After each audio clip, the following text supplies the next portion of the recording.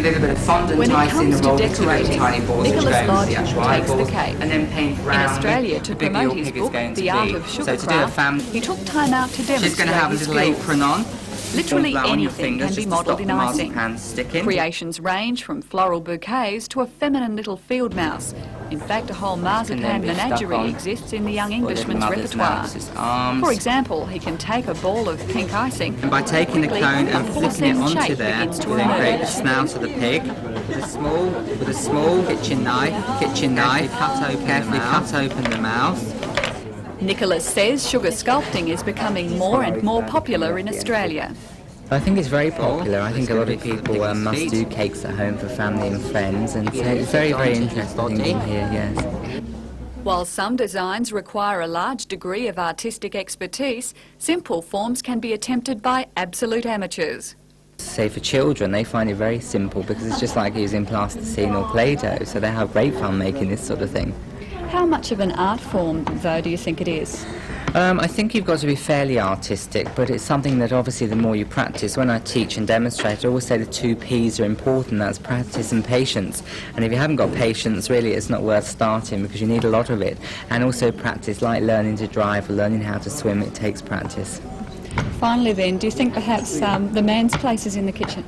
I think so, yes, to a certain extent. I think there's a lot of very creative sort of men and chefs and things. And I think it's something that, I mean, husbands, a lot of men who enjoy this type of work and come on courses, and I think it should be creative for men as well as women.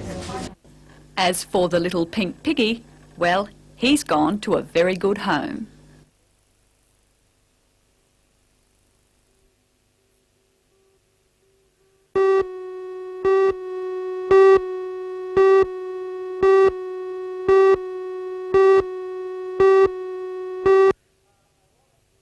A lot of things hanging on the determination of this. Problems related to the mine. The 300 couldn't operate the mine. Now, when we asked them first the question, destroy it.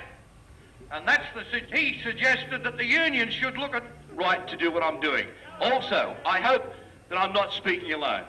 But in closing,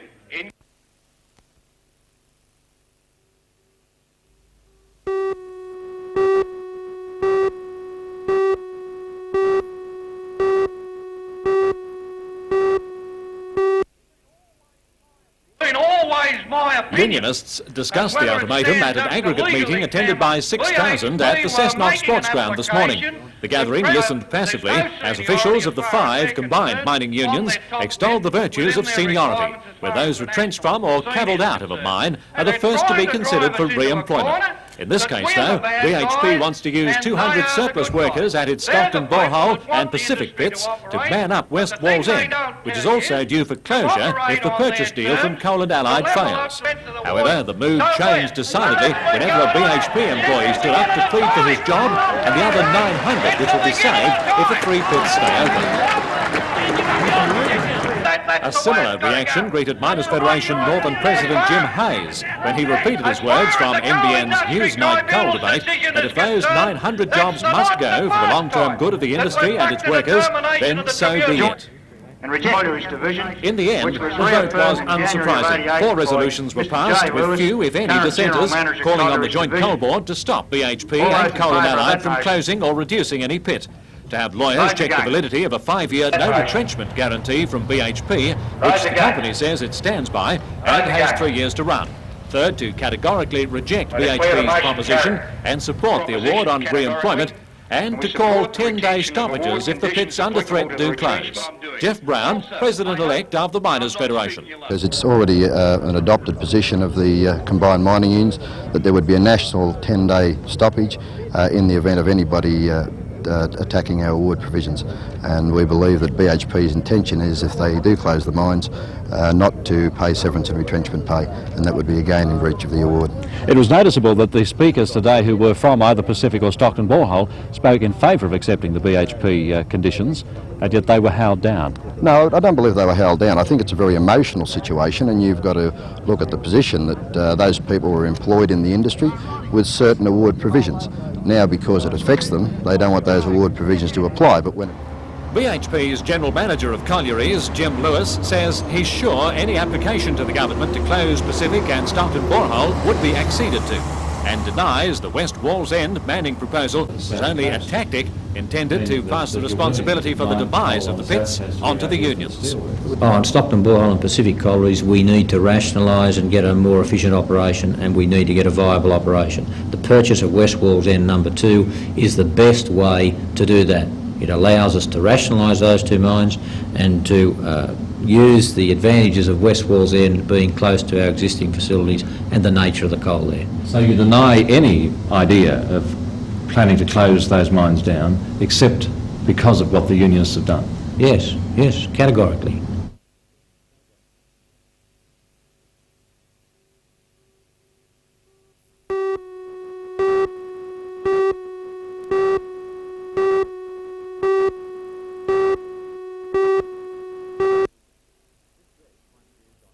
This dredge, once used on part of the harbour deepening in Newcastle, is now on its way to its new owners, the Port Authority in Buenaventura, Colombia. The sale came through the persistence and hard work of Newcastle businessman John Laverick and his partner Carlos Pina. Since April last year, the pair have worked to win the dredge contract in competition with Japanese, Dutch and American companies. Their tender proposal weighed a total of 12 kilograms. It was then translated into Spanish and faxed to Colombia. Not only did they sell the second-hand dredge, but also the tug which will get it there. And they'll train Colombian crews to operate the dredge. John Laverick says it's another instance of Newcastle having a lot to offer. There's so much skill and ability in this town, we can do anything we put our minds to. And this is proof that you can export it to the rest of the world. Find the opportunity, see the market and then follow up with it.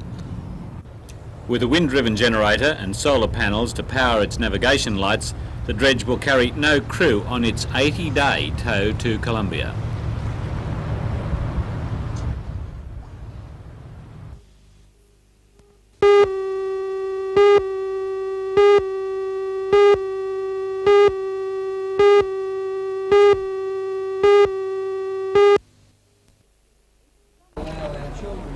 Some people think that fruit and vegetables are boring. Well, there was certainly nothing mundane about the regional market's annual breakfast. The spread of food was enough to make any mouth water, and chefs were on hand to demonstrate the different ways that fruit and vegetables can be cooked and served. Australian produce promoter Peter Russell-Clark was in the crowd with a message that came through loud and clear. Australia produces the best fruit and vegetables in the world. We've got to eat more of them. You see, other countries might, say, grow bigger strawberries, but they grow them artificially. Or they might be able to get an orange that has got a more orange colour than ours. But the American oranges that come in here are artificially coloured. Ours are perfect, we should be eating them. But the fruit and vegetables were not alone. There was a wide range of other produce. You can't have a plate with just fruit and vegetables. You know, we've got to acknowledge that, and we work with the industry now, and the meat people are going to work with us. And this is one of the first time, to my knowledge, that we're both working together to promote the industry. The breakfast was also promoting a healthy diet. It's now well known that many Australians who do eat vegetables don't prepare them properly and boil the goodness out of them. What they're doing is they're cooking them badly. What we do is we say, get a bit of broccoli, shove it in a pan of salted water, and then we boil it for about 20 minutes to half an hour.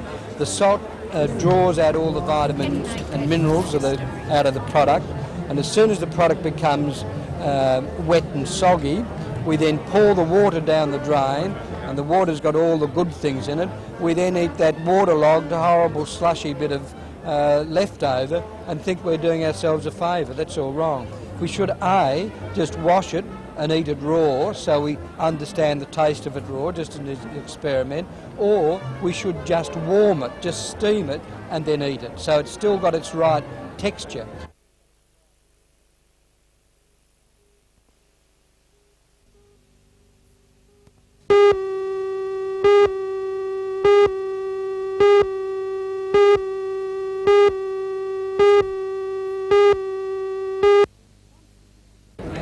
When When some people think of fruit and vegetables, they think of floury apples and soggy peas. But the Regional Market's annual breakfast was out to prove that there's nothing mundane about fruit and vegetables at all. It's all how you serve them. Chefs were on hand to show what really can be done with a little flair and imagination.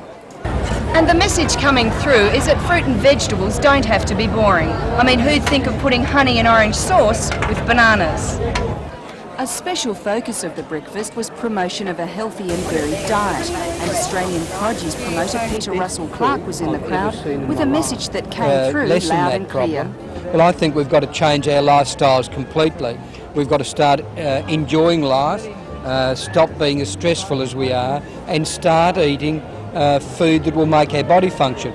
Most of the people that are dying with cancers or heart attacks wouldn't think of putting bad petrol in their beloved motor car, and yet they'll pour bad petrol or bad fuel down their own throats, and they wonder why they don't go well, or they hiccup and belch and blow black smoke out their exhausts. And Peter Russell Clark has very strong views about food preparation, so that the goodness of natural foods is not diminished. What they're doing is they're cooking them badly. What we do is we say get a bit of broccoli, shove it in a pan of salted water, and then we boil it for about 20 minutes to half an hour. The salt draws out all the vitamins and minerals out of the product, and as soon as the product becomes wet and soggy, we then pour the water down the drain, and the water's got all the good things in it. We then eat that waterlogged, horrible, slushy bit of leftover and think we're doing ourselves a favour. That's all wrong. We should A, just wash it and eat it raw, so we understand the taste of it raw, just an experiment, or we should just warm it, just steam it and then eat it, so it's still got its right texture.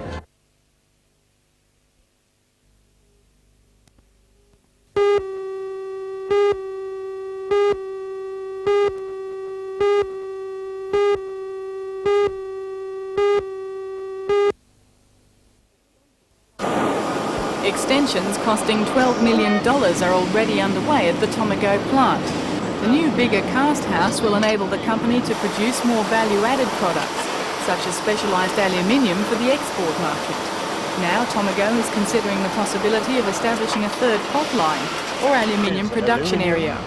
Tomago General Manager Andre Torres says a feasibility study won't be undertaken until agreement has been reached with the Electricity Commission on a new power contract.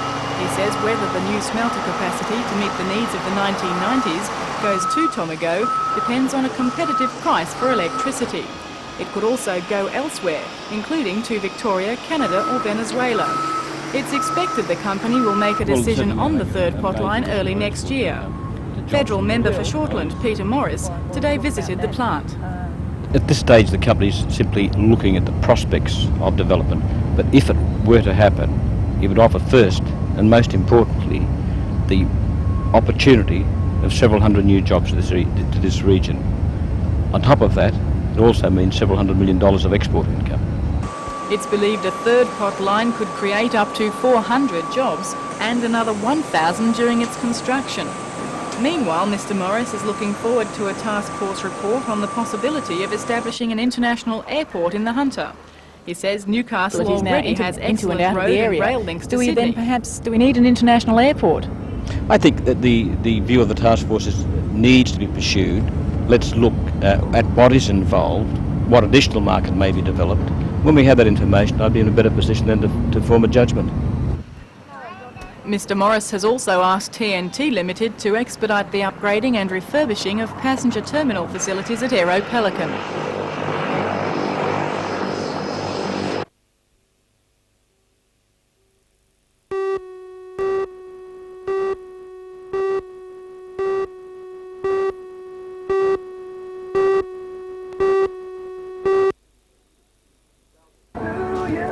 Thousands took advantage of the sunshine today to browse over the enormous range of displays.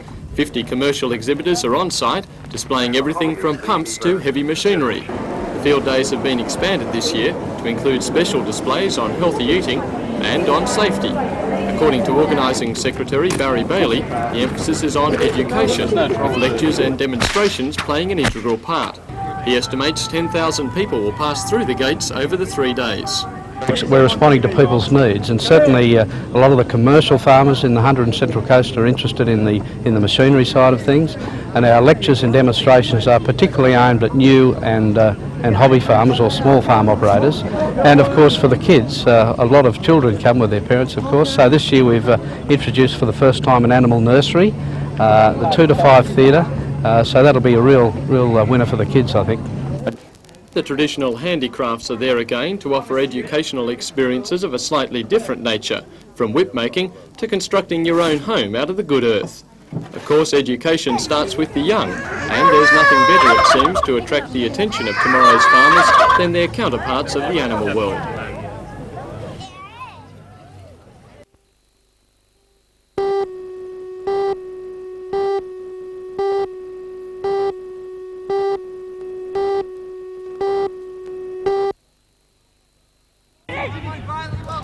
Going into the game, Rockdale was sitting in equal third place on the competition points table, well above Newcastle in 10th place. Australs had not won a home game all season and were determined to beat the Austral Park Jinx and hungry for a victory in front of their hometown fans. After a scoreless first half, Newcastle goal-scoring machine Brett Porter scored the only goal of the match 8 minutes into the second session. The goal was Porter's 11th of the season. Rockdale's chances of fighting back were dashed when Mike Bugard was sent from the field for swearing at the referee after a Newcastle player was fouled. Meanwhile, the 2 English players who were due to arrive yesterday to play for Newcastle will now arrive next week. Paul Clark and Martin Cummings leave England on Tuesday and arrive in Newcastle Friday.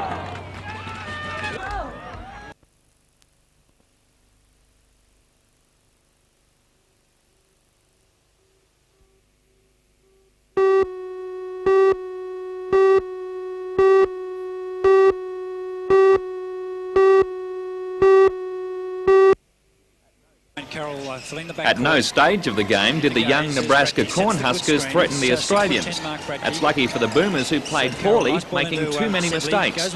One department the Aussies did look good was their shooting, scoring with 60% of their shots compared to the Cornhuskers' 49%. Top scorer for Australia was Darryl Pearce with 25. He was one of the best on the court, along with Phil Smythe, who contributed 23. For the visitors, 19-year-old giant Rich King played well around the basket, putting his 2-metre-18 height to best advantage. During the match, more than 60 fouls were handed out to players. Near the end of the game, Nebraska had 4 players fouled off and 1 injured, leaving them with only 4 players to finish the game. But a sporting gesture by Aussie coach Adrian Hurley allowed one of their fouled-off players to return. Eric Johnson was in the unique position of having attracted 7 fouls, but was still on the court at full time. The players now head for Launceston for tomorrow night's second test.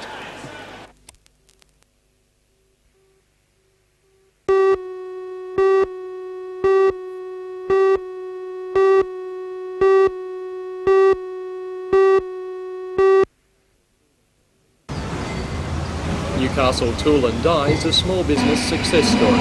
Manager Alan Clare started with a lathe in his backyard shed.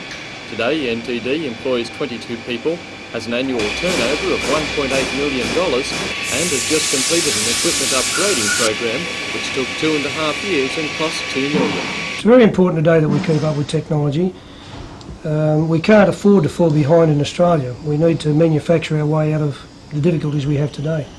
Alan Clare purchased his first computer-aided lathe 6 years ago. However, it wasn't until 3.5 years later that he decided that to expand, the company had to commit itself in that direction. NTD spent hundreds of thousands of dollars on 4 vertical machining centres and 2 computer-operated lathes. To optimise use of the machines, the company installed a CAD/CAM computer brain centre. The computer allocates jobs to the machines and simulates projects to determine their viability, as well as translating a drawing into a machined part. Using the system, the company can make precision parts previously out of its reach. As a result, NTD is on the verge of securing a highly priced contract. The German Kaufmann company has tested the Newcastle made parts before confirming that it could use them in its mining equipment in Germany. Newcastle Tool and Die already supplies the parts to Kaufmann mining equipment in Australia. Australia and New Zealand. Alan Clare is confident they will also pass the German quality control test. Well, where would you be today if you hadn't gone into the computer-operated lathes? We'd still be about an 8-people workshop. The future wouldn't be as bright as what it is for us now. Many consider the losers in technological change to be the tradesmen, whose skills are replaced by machines. That is not the case here, where toolmakers such as Andrew Melville have been retrained to operate the sophisticated electronic equipment. Is it as enjoyable as using your hands on the old-fashioned lathes? To a certain extent, yes, because you've got to use more of your brain power to operate a NC machine over a manual machine. So do you get more job satisfaction